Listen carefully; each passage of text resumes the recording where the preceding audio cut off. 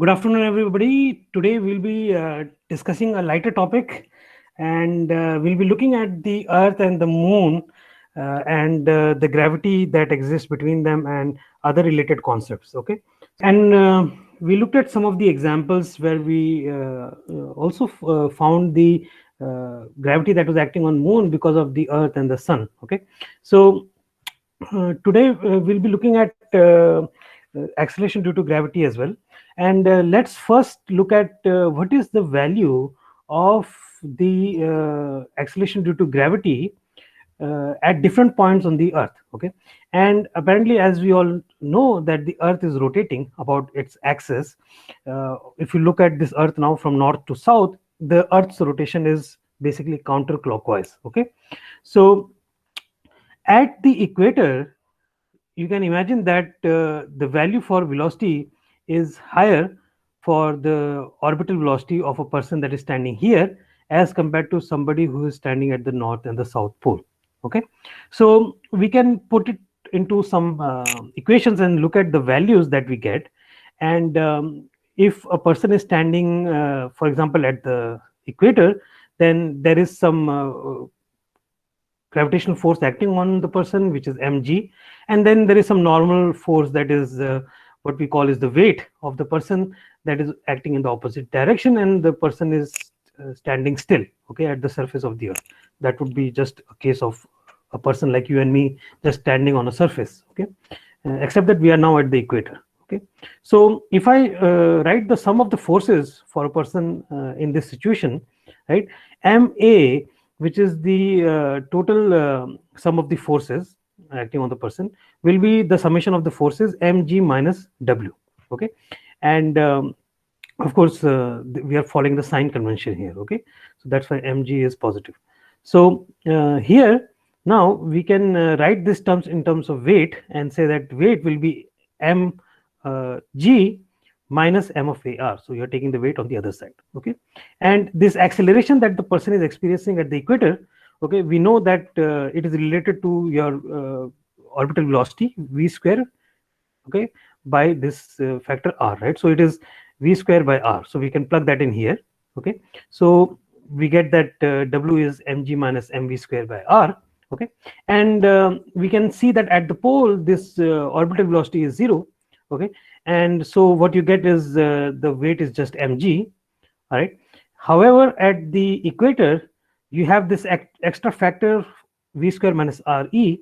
Okay, that means that the value for weight at the equator, okay, will be less than the value at the north pole. Okay, and if we plug that into our equation here and we look at what is the period that it takes for us to do one complete rotation, um, that would come out to be 24 hours into your 60 minutes into 60 seconds. So you get 8.64 times 10 to the 4 seconds, and from here you can find the value for v. Okay, so this v will be 2 pi the radius of the earth divided by t. Okay, so any person that is standing on the equator will have this velocity, okay, which is 4.64 times 10 to the 2 meters per second. Okay, and if I plug that value in here in this equation, okay, and I can get the value for the effective g at the equator. Okay, and it turns out that the effective g at the equator is actually 9.763.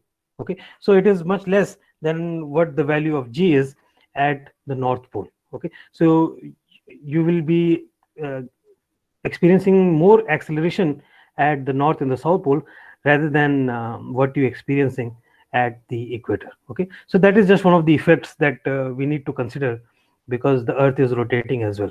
Okay, so the main systems that we need to understand much better is the satellite that we have, which is our natural satellite, which is the moon. Okay, and we understand that the moon, it follows an approximate circular orbit around the earth. Okay, so we have earth, let's keep it at the center, and this moon is basically at this position here, and we assume that it is doing a circular orbit. Okay, now the reason why it's doing a circular orbit is because there is a force that is acting between the Earth and the Moon. And this force we say is the gravitational force. Okay, and this gravitational force, it supplies this centripetal acceleration that this Moon is experiencing. Okay, so again, this is an approximation. Actually, if you see, the path of the Moon is actually an ellipse. Okay, and here we define, in the ellipse there are two terms. One is perigee and one is apogee. Okay, so by definition, perigee is the position of the smallest separation. Okay, so perigee corresponds to the smallest separation, and the apogee is a position that corresponds to the largest separation between the two. Okay, and that is a common term that is used between any two objects that are doing this kind of motion. Okay, so the path of the Moon is actually an ellipse, and the distance between the Earth and the Moon, it varies a little bit. So for most of the problems, we will just take an average value, okay, of the distance between the Earth and the Moon. However, you should know that it is an ellipse, and there is two positions. There is a perigee position where it is closest to the Earth, and there is apogee position where it is the farthest away from the Earth during its orbit. Okay. Additionally, the value of gravity that somebody would experience on the Moon is much different than the value of gravity that a person would experience on Earth. Okay, and we are familiar with the expression that the value of G is given by capital G times the mass divided by the radius square. Okay, so this is the gravity that a person would experience because of the mass of the Moon. Okay, so here we can plug in the mass of the Moon, which is 7.35 into 10 to the power 22 kilograms. It's an approximation. And the radius of the Moon, again, it's an approximation. We are saying it is 1.74 times 10 to the 6 meters.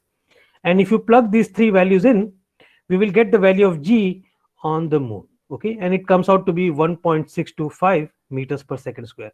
So it is about 1/6 of the value of what the value of G is on Earth.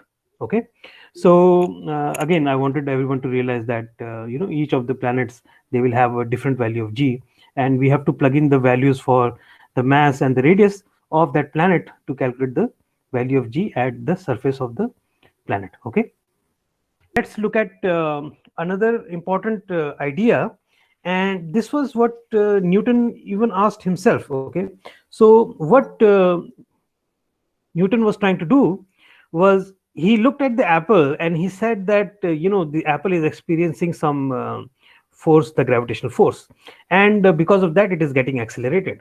Okay, and then he looked at the Moon and he said this Moon is also orbiting the Earth, and maybe the Moon is also feeling this acceleration due to gravity from the Earth. Okay, so let's see if that case is true. Okay, so what if we compare the acceleration that this apple is experiencing and the acceleration that this Moon is experiencing? Okay, so I can just say that since both of these, apple and the Moon, are getting affected by the Earth, then I can just take the ratio. I can say that, okay, the acceleration of the Moon divided by the acceleration due to gravity that the apple is experiencing. Okay, I can take the ratio, and I know the value for acceleration of the Moon will be G, which is a constant, times for the Moon. Now I have to take the mass of the Earth. Remember, the Earth is the source object that is creating this force, and I have to divide by the value of your distance between the Earth and the Moon. Okay, so let's call that Rm. Okay, and for G that the apple is experiencing, again I'll have G, and then I'll have mass of Earth, which is providing this force, divided by, and now I'll have the radius of the Earth, because the apple is basically falling at close to the surface of the Earth. Okay, so from here what I can do is and these things should be square, right? So GMB by R square. Okay, so here I can see that these two terms are just getting cancelled. So I get this will be just R of Earth square divided by the distance from the Earth to the Moon. Okay, so again, if I look at the acceleration of the Moon, I know that G value is essentially 9.8. Okay, so I can take 9.8, and the radius of the Earth, I know what value it is. So it is about 6.37 times 10 to the 6. Okay, this is in meters, so that will be squared. And the distance between the Earth and the Moon, and now I'm going to just take the average, and that would be about 3.84 times 10 to the 8 meters. Okay, and I have to square that as well. Okay, so if I look at this value that I'm getting, it's about 2.75 times 10 to the power minus 4. Okay, so that is the value I'm getting, and I have to multiply 9.8, so I can roughly take as 10, so it will be 2.75 times 10 to the power minus 3. Okay, so that is the value of acceleration that the Moon is experiencing because of the Earth. Okay, so there we go. So I have this value. Okay, now what was happening back in the day, people were observing this moon that was doing the orbit around the Earth, and they saw that it is a periodic motion, that the moon was always taking about roughly about 27.32 days to do a complete rotation about the Earth. Okay, so that is what it was doing. If you take the Earth as the frame of reference and you're observing what the moon is doing. Okay, and from here we know that we can use the relationship that acceleration that an object is experiencing is just given by v square by r. We know this formula very well. Okay, and this r will be again r of m. Okay, and v is the speed, so that will be 2 pi r m divided by t. So I will have 2 pi rm divided by t, and both will be squared, and I have rm here as well. Okay, so essentially I get am will be 4 pi square r of m divided by t square. So I know the value of time period that the moon takes to orbit the Earth. Okay, and I know the radius of the moon as well, so I can calculate this value. Okay, and if you calculate this value, you get again 2.72 times 10 to the power minus 3 meters per second. Okay, so very, very good agreement between considering that something is doing orbital motion. Okay, and there is centripetal acceleration, and if you look at the acceleration that is coming from the gravity, you get exactly the same values. And so then you know that of course the force that is acting, that is making this moon go about the Earth, is because of the force of the gravity. Okay, another interesting thing that happens with this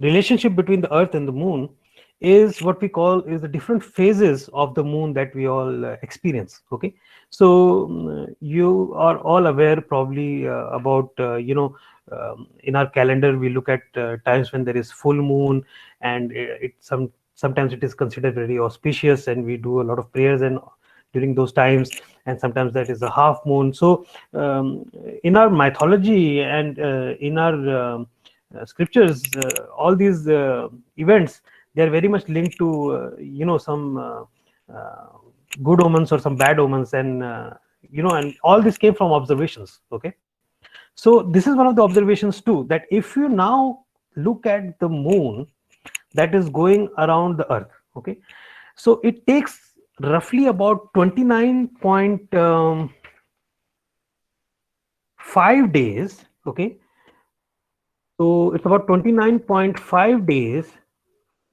for it to show all the phases of the moon. And now this is basically your motion that is relative to the sun. Okay, because remember, the light that is falling on this moon that is making it appear bright is because of the sun. Okay, so as the moon is going about your Earth, what is happening is it is getting illuminated by the sun. Okay, however, you have to remember that even the sun is moving.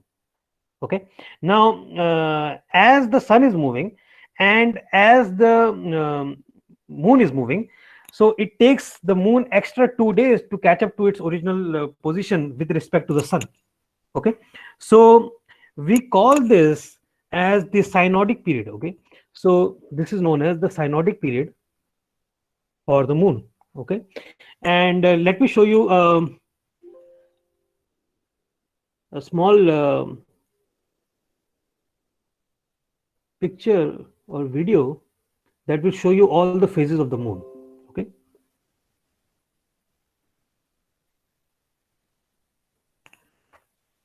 so that's the sun, we have the earth, and then we have the moon. And the moon, it's orbiting the earth and it's getting illuminated by the sun, and it appears to reflect the light from the sunlight. That's how it appears. And then when we look at the moon, and you can do this, we see different shapes of the moon appear, right? And these are the different phases. Okay, and they are known as like this crescent, your waxing crescent, your full moon. We have the last quarter, your waning crescent. So these are all the phases, and that we get to see. And the cycle that these phases do is about 29.5 days. Okay, so it's like the sun is moving as well, right? So the movement of the sun basically is about 27 degrees, and then as the moon is going about the earth, then it needs some extra time to catch up to its original position of the same illumination. Okay, and that's why there is a difference between this period of 27.3 days, which we are looking at from our perspective, okay, of rotation about the earth, and the synodic period, which is the with reference to the sun. Okay, so different frame of references. All right. If you're wondering what is the other period called, it's known as the sidereal period. Okay, so the period of 27.73 days with respect to the earth, okay, it's known as the sidereal, okay, period. Right, so that until now, whatever we have been talking about, we have not assumed what the earth is doing. Okay, so we have just assumed that, okay, the moon is orbiting, and it maybe the moon is going to perigee, apogee, or whatever, right? But we cannot just ignore the earth's motion. Okay, so the earth is, again, we know it's rotating, it's going about the sun, and the moon is also rotating about its axis. Okay, so that is also happening. So what is interesting about the moon's rotation is that the moon is actually taking exactly the same amount of time of rotation about its own axis, okay, as it takes the same amount of time to go about the earth. Okay, so this entire orbital motion that you're seeing here, okay, of the moon, it takes, as I had mentioned, it takes about 27.3 days. Okay, that is the orbit of moon around sun. Okay, now interestingly, at the same time, it takes about 27.3 days for the moon to rotate about its own axis. Okay, so try to see the green dot, okay, and see where the red dot's location is. Okay, so you will notice that as we move about this position, as the moon is rotating about the earth, the position of this red dot is also changing. Okay, so it's not fixed, so this red dot is rotating, you see. So it comes here and then it rotates here, so that means the moon is also rotating. Okay, and what happens because of this is that every time we are looking at the moon, we are only able to see one surface of the moon. Okay, so we are only able to see this particular side of the moon. Okay, and we are never able to see the other side, or which is known as the far side or the dark side of the moon. Okay, so we are never able to see from earth the other side of the moon because of this peculiar motion of the rotation of the moon and the orbital motion of the moon being exactly same in the time periods. Okay, one of the important aspects that the moon and the earth they share their harmony between each other is what is known as the tidal coupling. Okay, and we have all seen these waves and tides appear on the ocean. Okay, if you have visited one, okay, close to you, and you might have also heard that it is because of this moon and the sun. Okay, and it's a very complicated problem to think about. Okay, so what is happening is that of course there is this gravitational force that each of these objects is exerting on one another. Okay, now uh, the earth and the moon, right, we just mentioned, they are rotating about their own center of mass. Okay, and what is happening with the water and the ocean is that the water that is nearest to the moon is getting pulled away from the earth. Okay, because of the gravitational attraction. Okay, and then you can assume that the water that is on the other side of the earth, it is again getting pushed towards the moon, so that is getting pushed closer to the earth, the surface of the earth. Okay, so one side the water is trying to go away and the other side the water is trying to push towards the earth. Okay, and so this causes an extra motion that the earth is experiencing. Okay, and it's like a sloshing motion that because of the gravity that the moon is exerting on the earth. Okay, and of course it's a very, very complicated problem. Why? Because if you are applying Newton's laws, we know that we have to be in an inertial system. Okay, and we know that earth, right, is actually not a stationary system. It is rotating about its axis. Okay, and the rotation is about 460 meters per second. Okay, at the same time we know that the earth is moving about the sun, so that is another velocity it is having, that is 30 kilometers per second relative to the sun. Okay, and then even the sun is rotating. Okay, and the sun's rotation takes about 26 days. All right, and even not only these three things, you have the entire solar system, right, in which you have the Milky Way galaxy, right. It is also moving with certain speed, and that speed is 828 thousand kilometers per hour. Okay, and so it takes about 230 million years to do one rotation, right. And this Milky Way that is moving, it is moving towards another galaxy, and they are going to collide one day. Okay, so that's the predicted end. Okay, so all these things are moving. So where do we find a stationary frame of reference to look at how the problem is evolving and apply Newton's laws? And that is the conundrum we have, right. So we cannot conduct an experiment in an inertial frame of reference because it doesn't exist. Okay, so that's the hand we have been dealt with. We have to live with that. Okay, there is no other way. All right, so nevertheless we can try to apply a simpler picture. Okay, and the simplest example we can take is you have a planet, and then you have, let's say there are 3 billiard balls. Okay, and we have the gravitational force acting from the planet, and what it will do is there will be more force acting on this on this object that is closer, which is number 3, and there will be less force acting on object 1, because the law says it is the inverse 1 over r square law. Okay, so farther away the less force is acting.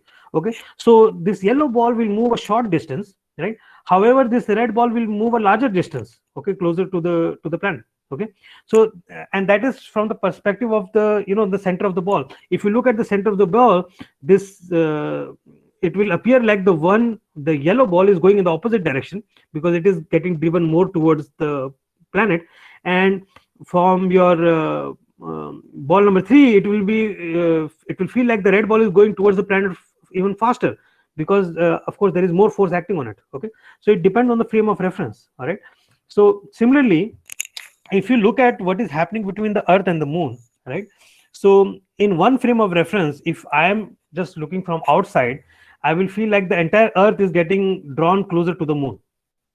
Okay, however, if I go and I am now at the center of the earth, okay, and from the center of earth of perspective, I'll feel like the portion that is close to the moon is getting driven closer to the moon, and the portion that is away from the moon on the other side, it is getting pushed in the opposite direction. Okay, so that is from the center of the earth frame of reference.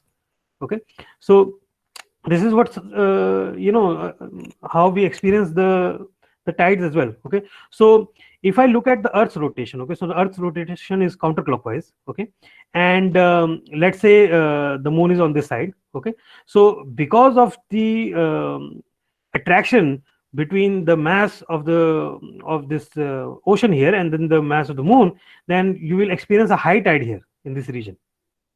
Okay, the at the position here, where like I'm showing in the arrow, this person will experience a low tide. Okay, because the moon is now facing in this direction. Okay, so that's the closest distance between the Earth and the moon. Okay, now along with that, the problem is complicated because the Earth is rotating as well. Okay, so now you have this extra bulge of water that is getting drawn towards the moon, and at the same time the Earth is rotating as well. Okay, so then you can imagine that this tidal bulge that is happening, it is getting drawn with the rotation of the Earth as well. Okay, so this is a little bit exaggerated picture, but you can imagine that that is exactly the kind of motion that is happening, that this water body that we have on Earth, it's getting drawn towards the moon, and then it is getting pushed in this direction because of the rotation of the Earth as well. Okay, so both of those things have to be taken into consideration. Okay, now what about the sun? You have to now take into consideration the sun as well, because even the sun has some mass. It is also exerting some gravity. Of course, Earth is going around the sun because of that. Okay, and so then we get to the idea that there are two types of tides actually, the spring tides and the neap tides. Okay, so in the spring tide, what is happening is you have moon on one side, okay, and you have the sun on the other side. Okay, and so you are seeing that at the equator you are seeing this the high tides appearing and the water being pushed away. Okay, and that is known as the spring tide. Okay, and there is another kind of peculiar thing happens when the moon and the sun, they are at 90 degrees to each other. Okay, or roughly about that. And then what happens is because the moon is closer, it will exert more force, and then you will see that at the north and south pole you are seeing the high tide appear, and that is known as the neap tide. Okay, so these are two peculiar cases because the relative orientation of the moon and the sun and how the Earth is moving, they all keep changing. Okay, and these are all the tides that we experience on Earth. Okay,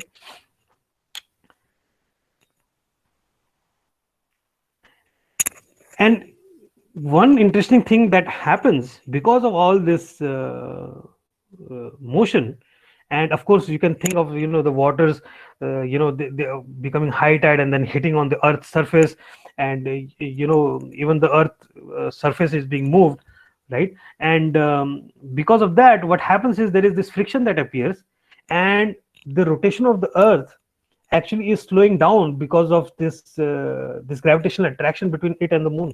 Okay, so what will eventually happen is, because of this gravitational attraction between the moon and the Earth, is that the Earth is slowing down about 0.002 seconds every century. So eventually the Earth is going to completely come to a stop, and it's going to stop rotating.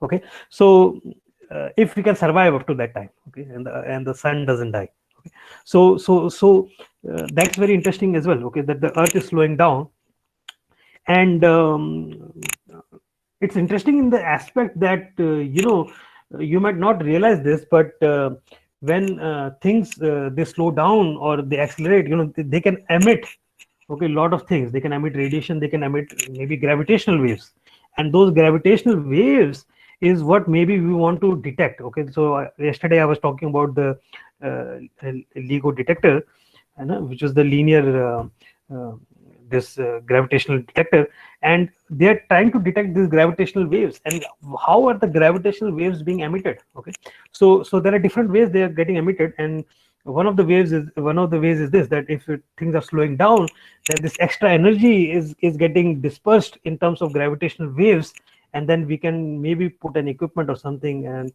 detect the gravitational waves that are coming from an object. Okay, so we have been trying to do that. Even if you look at stars, then close to each other, you can see that this gas clouds, they are getting pushed. Okay, and so there are tidal forces that are present even in the galaxies, right? And if you look at this particular animation, okay, this was done by Dr. Sean McWilliams, okay, from West Virginia University. So what you're seeing here, these are two black holes, okay, and because of the gravitational pull between these two black holes, they are actually merging into and becoming one, okay. And because of that, you can see when this merger happens, you can see how the ripple effects are coming about at the periphery of this system. You see these wobbles, right, that you're seeing, these are the gravitational waves. You can imagine that are going through this space, okay, and those are the waves that we actually want to detect when these big black holes or something, they are getting merged, okay, or two stars, they're colliding into one, because that will have substantial effects on the matter that is surrounding them, okay, and even the light that is surrounding these events, okay. And those waves that are getting generated because of this huge process that is happening is what we are trying to detect when we look at gravitational waves from space, okay. We all know that people say that when astronauts are in space, they are weightless, okay, they can just fly, there is no gravity in space. So we have heard all this claim, right? Now uh, it's kind of true, okay, because if you see an astronaut that is in an international space station, okay, if you put a scale and attach the scale to his body, okay, then he will not weigh anything, okay. But that is very misleading, okay, because you might think that the weight is zero, okay, that's fine, okay, but that does not mean that the g is zero, okay. So that is not true, okay. So let's look at this situation again. What we are looking at is a situation of actually free fall, okay. So uh, if you stand on a scale in an elevator, okay, and if I cut the cable and you're falling with the elevator, okay, so now in this case you will actually weigh nothing and you will just you will start flying in the air, okay. So that is your case of free fall, okay, in which we say that whatever acceleration that you're feeling is the value g, okay. And in that case there is no normal force acting on you because you're just you're in free fall, okay. You have just like you're just jumping off a building or something, so you're in free fall, right? So there is no contact with any surface, so there is no normal force, so n is zero, okay. So that would mean that ma is equal to mg, okay, but that does not mean that g is zero. It means that g value is a, okay. So you have to be very careful. Astronauts in space are not actually experiencing zero gravity. What they're experiencing is actually free fall, okay. So they are falling towards the earth because the gravitational force of the earth is always there, okay. But what is happening is because they are doing this orbital motion around the earth, right, they have a very high tangential speed, so it's not like they just fall down towards the earth, okay. So that is very important to understand, okay. And we can look at this case in detail, okay. And let's take the case of this elevator, okay. Now did anybody message or something? No, okay.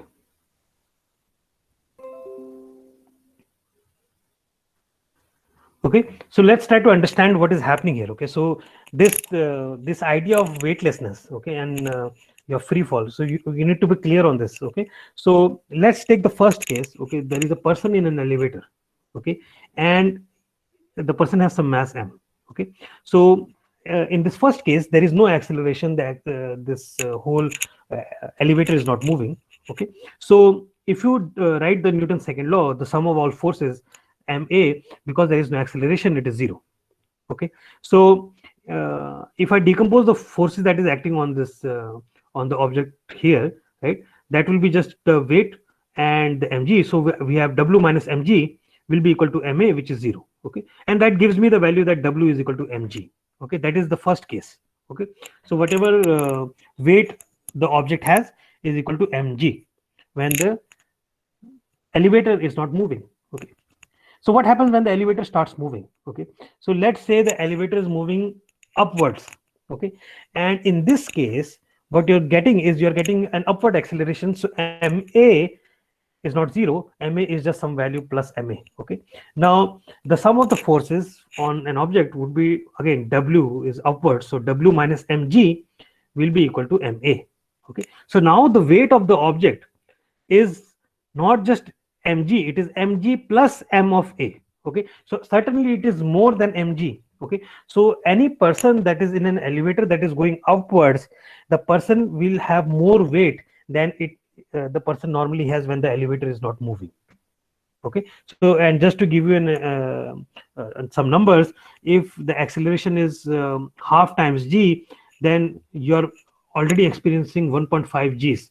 Okay, so that is very high amount of weight that you're experiencing, even at just half the acceleration of what the earth is exerting. Okay, similarly, if the elevator is going down, if the elevator is now going down, then your motion is in minus ma direction. Okay, because you have chosen a to be upwards to be positive. Okay, and in that case your weight will be mg minus ma. Okay, and this term is obviously less than mg. Okay, so when you're in an elevator and it's going down, you will be lighter than what your actual weight is. Okay, so that is these are the scenarios. Okay, and like we were discussing, if the elevator cable breaks and you are all in free fall, that means whatever acceleration of the elevator is and your own acceleration is, both are the same, so a is equal to g. Okay, so in that case w will be mg minus m of a, and since both are the same, then w is 0. Okay, so that is the weightlessness, but that doesn't mean that the gravity is not acting. The g is always acting on you. Okay, so that is the difference. The force of gravity is still acting, except that you're in free fall. Okay, and that is the case what is happening with the satellites that are going around, or your astronauts that are going around in the space stations. Okay, so they're always in free fall. It's not like they don't have any gravity in space. The gravity is there, it is causing free fall to occur, and during free fall the weight is actually 0, but there is g, there is gravity. Of course it doesn't just disappear. Okay, it's always there, it's just that it's very less as compared to what it is on earth. Okay, but of course there is always some acceleration due to gravity existing. If it was not existing, then the satellite was just go in a straight line and it would never curve towards the earth. Okay, the reason why it is curving towards the earth and going in this orbital motion is because there is the force of gravity, and there is always this free fall, and the astronauts or every satellite is always falling towards the earth. Okay, so that is one of the another important concepts to put your head around. Okay, so just don't take it for granted. Okay, so be very careful with the words that you're using. Okay, so anybody who says, the space shuttle has escaped earth's gravity, and it's there is no longer any earth's gravitational pull on this satellite, that is not true. It's always there. Okay, it's always there. It's only that it's very less, but it's still there, and it's only 0 by convention when your position r is at infinity. Okay, so that is again a mathematical construct, right? Infinity. So until that point there is some value of this force of gravity. Okay, and there are examples where again we feel like there is weightlessness whenever you are using for example in sports. There are certain situations where your counterweight is exactly balanced by this the weight of the gravity, and in that case it might appear that there is no weight acting on the person. Okay, and of course one of the interesting things that you might have seen, and in a lot of movies, if you pay very close attention, you will see that in international space stations, the space station is actually not stationary, it is rotating. Okay, so take any movie and you will see that whenever they show people in like the international space stations or doing something, there are a lot of good movies out there. So you should notice that this space station is always rotating. Okay, and the reason why it is rotating is because the astronauts or the people in that space stations, right, they need to simulate gravity in space so that they can do their normal routine or normal work. Okay, and the way this artificial gravity is simulated is by rotating the space station. Okay, and when a person is in the space station, basically or she is experiencing this this orbital motion, okay, and then what you can do is this v square over r term, you can equate it to g, and that would be the same weight that the person would experience on earth, okay. So v square over r is nothing but your omega square r, okay. And what you need to do is you need to equate it to g, okay. And if you can do that, then you can simulate the weight of the person on earth to the same weight that it will experiencing he will experience or she will experience when they are in a space station far away from the earth's gravity, okay. So in that case, depending on this radius of whatever your situation is r here, so let me use the small value r, okay. So you will have to use the right value of omega for rotation so that you can get the value of g, or close to 10, okay, and that way you will be able to simulate it, okay. So depending on whatever is the construction of your space station, whatever the value of r is, supposedly you will have to work with the omega and rotate it in such a manner that you can simulate the gravity, and then the weight that the person will experience will be exactly the same that he or she is experiencing on earth, okay. So that is another one of the interesting things, that if you look at some movies or if you look at some animations, you will notice that you always see that the international space station, they're actually not stationary, but they're rotating, okay. What they are doing that to generate this artificial gravity and mimic the same gravity that is existing on earth, okay.